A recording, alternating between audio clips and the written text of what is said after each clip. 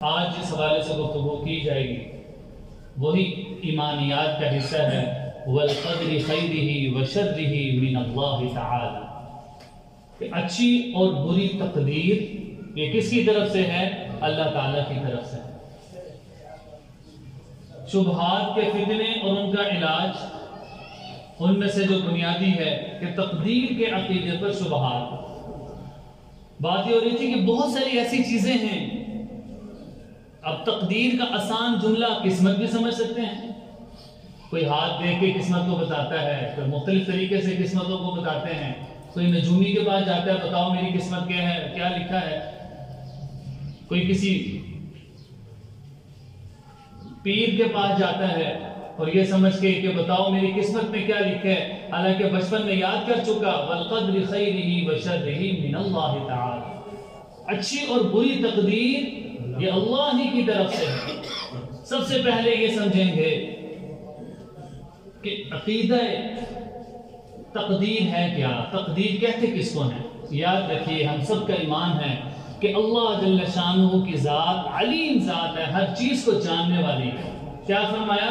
ان اللہ عنده علم الساعہ، قیامت کب آئے گی اس کا علم کس کو؟ اللہ کو۔ وَيُنَزِّلُ الْغَيْثَ بارش کب اور کہاں برسے گی اس کا علم کس کو؟ اللہ کو۔ وَيَعْلَمُ مَا فِي الْأَرْحَامِ ماؤں کے پیٹوں میں کیا ہے، سعید ہے یا بدبخت ہے۔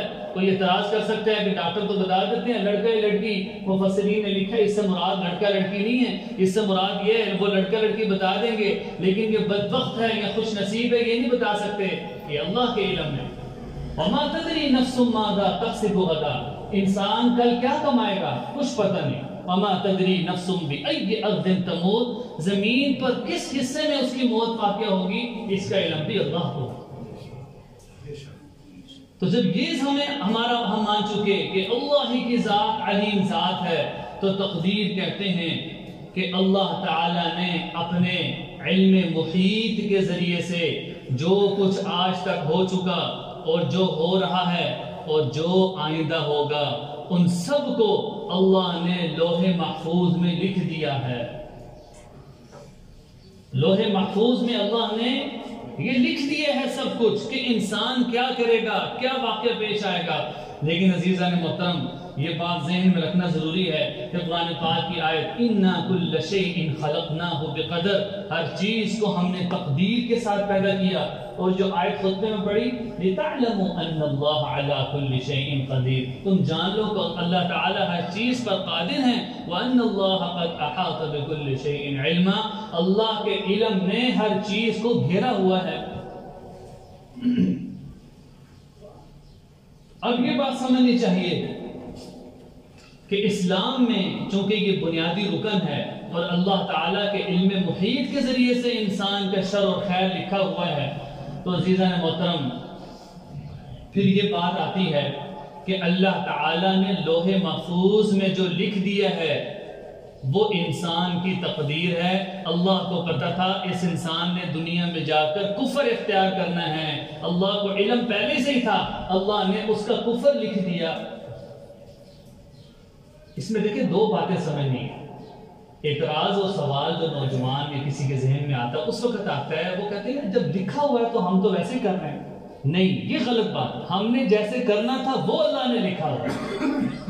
یہ بڑا سینسیٹیو معاملہ تقدیر کا، لیکن اس کو سمجھیں گے کہ یہ جو کافی لوگ بھی اعتراض کرتے ہیں کہ اگر ہم کوئی غلط کام کر رہے ہوتے تو اللہ ہمیں روک دے۔ بات یہ ہے کہ اللہ آگے صحابہ نے بھی یہ سوال کیے، صحابہ کے سامنے بھی یہ باتیں آئی تھی، اس کو آگے پڑھیں۔ آپ صلی اللہ علیہ وسلم نے ان کو بھی سمجھایا تھا یہی بات کہ لوح محفوظ میں جو لکھی ہے انسان نے جو کام کرنے تھے یہ اللہ کے علم میں تھا۔ ہمارا علم تو بہت ذرہ ہے لیکن اس کے مقابلے میں اللہ کا تو علم محیط ہے۔ کل میں کیا کروں گا، پرسوں کیا کروں گا، میری موت کب ہے، کب میری موت آئے گی، میں نے اپنی موت سے پہلے کیا کچھ کرنا ہے مجھے بالکل بھی پتہ نہیں۔ اس کا علم سب اللہ کو ہے۔ جب مجھے پتہ ہے کہ ایک سال کے بعد اللہ کی ذات کو پتہ ہے کہ میں نے کیا کرنا، تو اس سے پتہ چلا کہ اللہ نے انسان کی تقدیریں لکھ دی ہیں کہ انسان نے کیا کرنا ہے۔ پھر یہ بات آئے گی کہ نیکی کے کام اور برائی کے کام میں کیا فرق ہوگا۔ تو عزیزان محترم یہ وہ چیز ہے کہ جو اللہ تعالیٰ نے لوح محفوظ میں لکھ دی ہے کہ انسان نے جو شر کرنا تھا یا جو خیر کرنی تھی یا کافر نے کفر اختیار کرنا تھا، اللہ تعالیٰ کو پتا تھا کہ اس نے میرا ناشکری کرنی ہے، میرا انکار کرنا ہے، اس کی وجہ سے اللہ نے اس کا کفر لکھا۔ نافرمان ہے، گناہگار ہے، اللہ کو پتا تھا کہ میری نافرمانی کرے گا، اللہ نے اس کو نافرمانوں میں لکھ دیا۔ اب سب سے بڑی بات یہ ہے کہ یہ جو عقیدہ ہے اس کو کیوں بیان کرنے کی ضرورت پڑتی ہے؟ بس اوقات کچھ کہتے ہیں کہ بڑا سینسیٹیو معاملہ ہے، اس کو نہیں چھیڑنا چاہیے۔ اس سے کچھ فوائد ہیں، وہ ابھی عرض کرتا ہوں میں آپ کے حضرات کے سامنے کہ اس کے فوائد کیا ہوں گے کہ تقدیر پر ایمان لانے سے، دیکھیں اللہ پر ایمان بھی لانا ہے، رسولوں پر لانا ہے، فرشتوں پر لانا ہے، ہم بچپن سے پڑھتے آ رہے ہیں، لیکن بالقدر خیرہ وشرہ من اللہ تعالی کا مفہوم سمجھ سے ڈرتے کیوں ہیں کہ اچھی اور بری تقدیر اللہ کی طرف سے ہے۔ اچھا، اس میں سب سے پہلا فائدہ یہ ہے کہ انسان کو اپنی زندگی میں اطمینان قلب اور دل کا سکون حاصل ہو جاتا ہے جب اس کو یہ پتہ ہوتا ہے کہ میرے معاملات اللہ کے سپرد ہیں، اور الذین آمنوا وتطمئن قلوبہم بذکر اللہ، کہ وہ لوگ جو ایمان لے کر آئے ان کو اللہ کے ذکر سے ان کے دل کو اطمینان ملے گا۔ الا بذکر اللہ تطمئن القلوب، کہ اللہ تعالی کے دلوں کا اطمینان اللہ کے ذکر میں موجود ہے۔ پہلی بات تو یہ کہ انسان کا دل مطمئن ہوگا۔ دوسری چیز یہ ہے کہ بس اوقات انسان اپنے کیے پر تکبر اور غرور کرتا ہے کہ میں نے یہ کر دیا، میں نے وہ کر دیا، تو جب اس کو اچھی اور بری تقدیر کا فیصل ایک اللہ جل شانہ کی ذات ہی ہے، جب اس کے ذہن میں یہ ہوگا تو وہ غرور اور تکبر نہیں کرے گا، وہ عاجزی اور انکساری کے ساتھ اپنے آقا کے سامنے سر سجود ہو کر اللہ تعالیٰ کی عبادت کرتا رہے گا کہ اللہ تعالیٰ مجھے معاف کر دیں۔ اگر وہ پھر وفی ذالک فلیتنافس المتنافسون، کہ نیکی والوں کو چاہیے کہ ایک دوسرے سے آگے بڑھیں، پھر وہ نیکی میں آگے بڑھے گا کہ یا اللہ مجھے نیکوکاروں میں اگر لکھے ہے، یا اللہ مجھے اپنے نیک اعمال کے لیے قبول کر لے۔ اور پھر فرمایا کہ انسان کی زندگی کے اندر بڑے بڑے حادثات ہو جاتے ہیں، اچانک بیماری ہے، اچانک مصیبت ہے، اچانک حالات ہیں، یہ جو ساری چیزیں ہیں بس اوقات انسان اپنے اعصاب پر بھی قابو نہیں پاتا، لیکن جب اس کے ذہن میں یہ بات ہوگی کہ اللہ تعالیٰ نے انسان کی جو مصیبت آنی ہے وہ لکھی ہے، قرآن پاک کی آیت ہے ما اصاب من مصیبت الا باذن اللہ، جو بھی مصیبت ہے وہ صرف اللہ کی طرف سے ہے۔ اور آپ صلی اللہ علیہ وسلم نے حضرت ابن عباس کو بھی کیا بات سمجھائی تھی وَلَوِ اجْتَمَعُوا عَلَىٰ أَن يَنْفَعُوكَ بِشَيْءٍ لَمْ يَنْفَعُوكَ إِلَّا بِشَيْءٍ قَدْ كَتَبَهُ اللَّهُ۔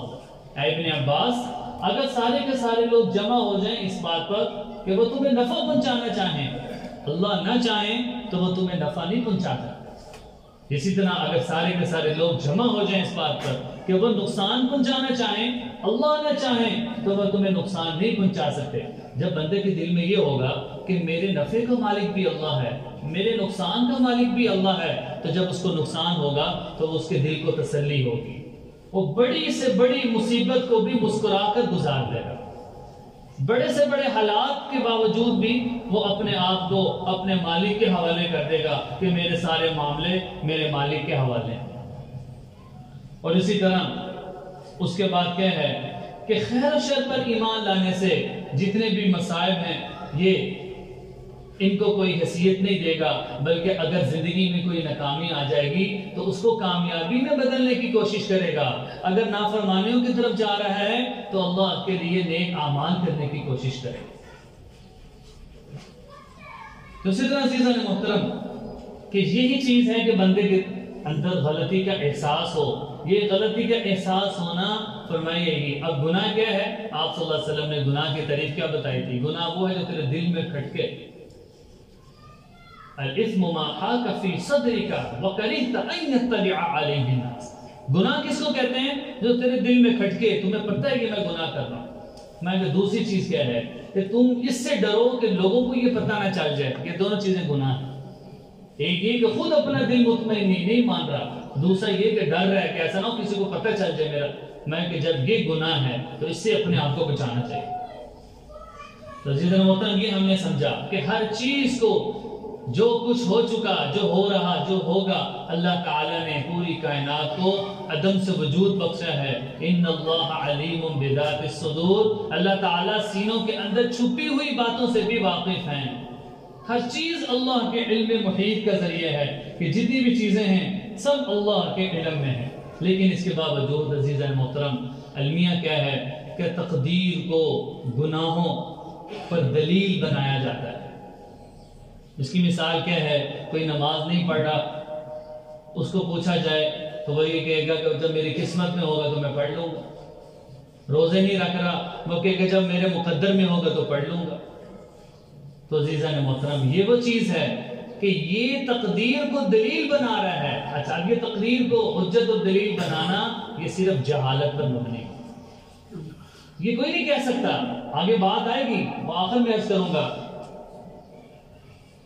اس لیے دلیل بنانا کسی چیز کو تقدیر کی آڑ میں یہ بالکل جہالت ہے، یہاں تک کہ بس اوقات انسان اعمال کو ہی چھوڑ دیتا ہے۔ اور فرمایا کہ ایک مرتبہ صحابہ رضوان اللہ اجمعین کو آپ صلی اللہ علیہ وسلم نے فرمایا تھا کہ اللہ تعالیٰ نے ہر چیز کو لکھ دیا ہے جو انسان نے کرنا ہے اور جو انسان کر چکا۔ تو صحابہ رضوان اللہ اجمعین نے عرض کیا کہ یا رسول اللہ، اگر ساری چیزیں لکھی جا چکی ہیں تو پھر ہمیں عمل کرنے کی کیا ضرورت ہے؟ جب اللہ نے یہ بھی لکھ دیا کہ یہ جنتی ہے، یہ جہنمی ہے، جب ہر چیز لکھی جا چکی ہے تو پھر عمل کرنے کی کیا ضرورت ہے؟ تو اس پر آپ صلی اللہ علیہ وسلم نے فرمایا کہ اللہ تعالیٰ نے ہر شخص کو اس کے اعمال کے بقدر توفیق دی جاتی ہے۔ جو نیک آدمی ہے اس کو نیکی کی توفیق مل گئی، فرمایا کہ یہ جنتیوں والے راستے پہ اللہ نے چلا دیا ہے، اس کی تقدیر میں جنت لکھی ہے۔ اور جو کافر ہیں، غیر مسلم ہیں، انہوں نے اسلام ہی نہیں لے کر آئے، فرمایا کہ اللہ کے علم میں تھا کہ انہوں نے اسلام قبول نہیں کرنا، فرمایا کہ ان کے تقدیر میں اللہ نے نار لکھا ہے۔ اور اسی طرح اگر کوئی آدمی گناہوں والی زندگی گزار رہا ہے تو یہ بھی اللہ کے علم میں ہے کہ یہ اپنے اس گناہ کی سزا ضرور بھگتے گا۔ تو اس لیے عزیزان محترم، آپ صلی اللہ علیہ وسلم نے صحابہ کو یہ فرمایا، یہ تسلی تکیے لگا کر نہیں بیٹھنا کہ بھئی جو ہوگا دیکھی جائے گی، نہیں، بلکہ اپنے آپ کو نیکی کے راستے میں بتکلف لگانا ہے، نہیں دل کر رہا پھر بھی لگانا ہے کہ اللہ مجھے نیکی کے راستے پہ چلا دے۔ جب اللہ تعالیٰ نیکی کے راستے پہ چلا دیں گے تو میں کہ جس کو اللہ تعالیٰ نیکی کی توفیق دے دیں، نیکی کے کاموں میں لگا دیں، تو یہ سمجھو کہ اللہ تعالیٰ نے اس کو اپنے لیے قبول کر لیا ہے۔ تو اس لیے کہتے ہیں کہ بس اوقات، اچھا اب غیر مسلم ہیں، ان کے لیے وہ بھی یہ دلیل نہیں بنا سکتے۔ اس کی وجہ کیا ہے کہ یہ کہنا کہ اگر یہ بری چیز ہوتی تو اللہ تعالیٰ ہمیں اس سے روکتے، تو میں کہ یہ پہلے بات آ چکی ہے کہ اللہ کے علم میں تھا کہ انہوں نے کیا کرنا، اس وجہ سے اللہ تعالیٰ نے ان کا کفر یا اللہ تعالیٰ نے ان کا گناہ اس کو لکھا ہے۔